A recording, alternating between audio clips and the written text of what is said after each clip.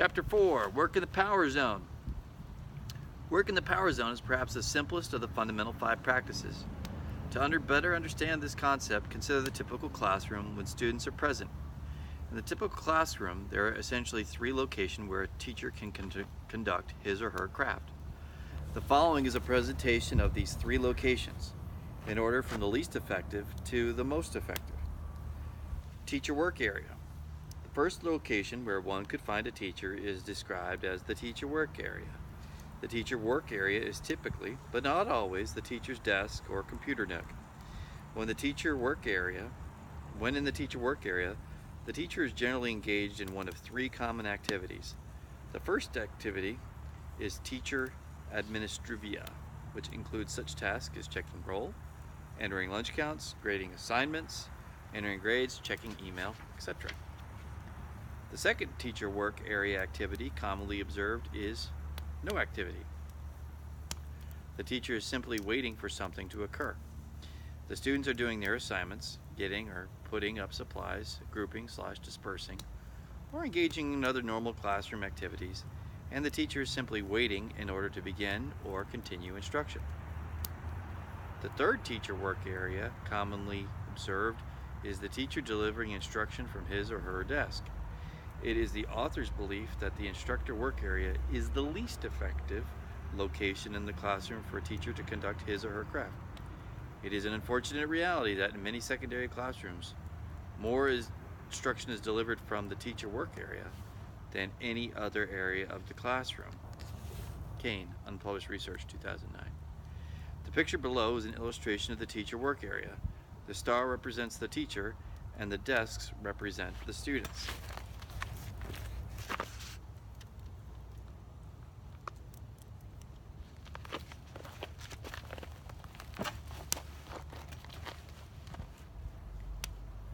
The lecture position. The second location where one typically observes teachers while students are in the classroom is what the author refers to as the lecture position. When the teacher is occupying the lecture position, he or she is typically standing at the front of the room, the side of the room, or occasionally the back of the room. The critical distinguishing factor that identifies the lecture position is a gulf or purposeful space between the students and the teacher. The teacher occupying the lecture position serves as the sage on the stage, maintaining an appropriate but aloof professional distance. The students serve as the adoring audience, receiving information and taking notes, or perhaps being unbelievably bored but, if talented, pretending to be interested. When observing a class where the teacher primarily instructs from the lecture position, one is reminded of the classroom scenes in the classic Peanuts cartoons by Charles Schulz. The students sit in quiet rows, trying to follow while the teacher's drone of wah wah blah blah filters overhead. From an instructional delivery standpoint, the lecture position is generally more effective than teaching from the work area, i.e. the desk, but it is still not the most effective place for the teacher to work, if student learning is the most important and desirable outcome. The pictures below are illustrations of the lecture position. The star represents the teacher, and the desks represent the students. Lecture position 1. Lecture position 2. The power zone. It is the author's position that when students are present in the classroom, the most effective place for a teacher to conduct his or her craft is what is described as the power zone. The teacher occupying the power zone is simply teaching or monitoring in close proximity to one student or a small group of students, or the entire classroom full of students. This proximity teaching or monitoring is referred to as working in the power zone, because when a teacher engages in this practice, every other instructional practice that he or she brings to bear is enhanced and made more powerful. When teachers conduct their practice in the power zone, a number of significant changes occur in the classroom dynamic. On-task behaviors increase, discipline issues decrease, and student retention of the content increases. When these variables are moving the direction noted, there are generally corresponding increases in student achievement. The pictures below are illustrations of the power zone. The star represents the teacher, and the desk represents students. Here, we got the teacher desk, and then 1 or 2 students with the teacher there. Yeah. Power zone number 1, front of room.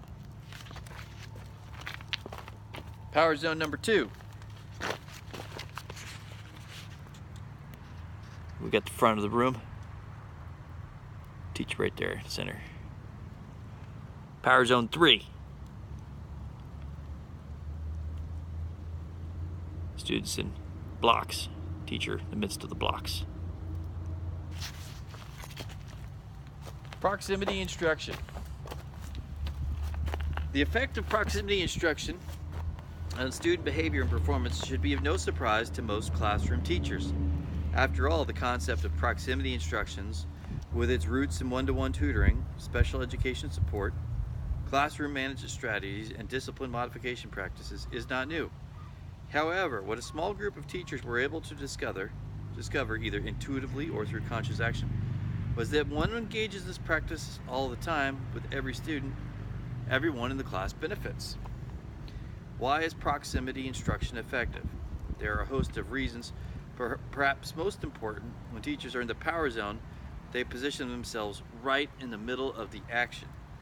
When one is in the fray, so to speak, one can easily identify and respond to the minute changes in student performance and/or behavior. Now, the teacher can reinforce positive behaviors that might otherwise be unnoticed, or alternatively, extinguish negative behaviors before they reach a crisis stage.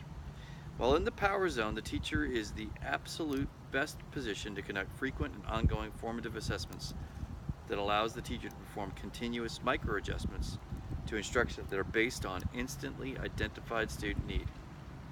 It is the micro-adjustment that allows tremendous increases in the effectiveness of instruction, which is a critical precursor to the improvement of student academic performance. For a better understanding of this process, consider the simple act of adding and subtracting decimals. There is essentially one way to do this correctly. In order to be successful, the student has to line up the decimals, use the right operation, carry or borrow correctly, and know basic math facts. However, there are multiple ways to incorrectly execute this process. It behooves the teacher to quickly and accurately analyze exactly which wrong way the student is attempting to solve a problem in order to provide appropriate corrective instruction. Otherwise, the teacher who addresses the wrong student misconception is often wasting both his or her own and the student's time and energy. The teacher who spends a significant amount of instructional time in the power zone is better able to accurately address specific student misconceptions, which increases student success and, in many cases, increases the overall pace of instruction, allowing teachers to increase the depth and/or breadth of the content presented, hence the term power zone. Putting it all together, in discussions with teachers who spend a significant amount of instructional time in the power zone, the following suggestions are commonly shared. Make a conscious commitment to the practice.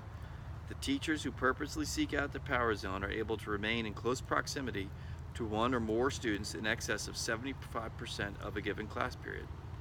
Kane, unpublished research, 2009. 2. Purposefully arrange the classroom to facilitate teacher movement. In crowded classrooms, this often requires the teacher to sacrifice furnishings and storage areas to create more room for movement. 3. Limit or remove common teacher distraction. For example, the teacher may turn his or her computer off to remove the temptation to read or respond to email. Or the teacher can commit to keeping a clean and organized desk so as not to be tempted to do common classroom paperwork while students are in the classroom. Until recently, a teacher's use of the power zone has been looked at through the lens of classroom management and student behavior modification, and rightfully so, because it is a successful strategy for those purposes. But through that lens, working in the power zone is only a strategy. However, when viewed through the lens of instruction, this strategy becomes a fundamental practice. A teacher who increases time spent in the power zone improves classroom management, but more importantly, he or she is in a position to improve classroom productivity and increase student performance. The author's challenge to teachers when they train them on the power zone concept is this: if one is going to expend considerable time and energy to plan a lesson, if one is going to expend considerable time and energy to teach the lesson, if one is going to expend considerable time and energy to assess the lesson, and ultimately if one is evaluated on the effectiveness of the lesson, why wouldn't one position itself in the location that will produce the best results? Stories from the field. During the course of a Fundamental 5 training session, an assistant principal shared the following story with the authors. I sent an email to my teachers during the middle of a class period. I almost immediately received a response from one teacher, to which I replied, "Why are you answering my email during class?" To which she replied, "Why did you send me an email that required a response during class?" At that moment, I realized that I have to do my part to help my teachers stay in the power zone. Now I only send my teachers email before or after school.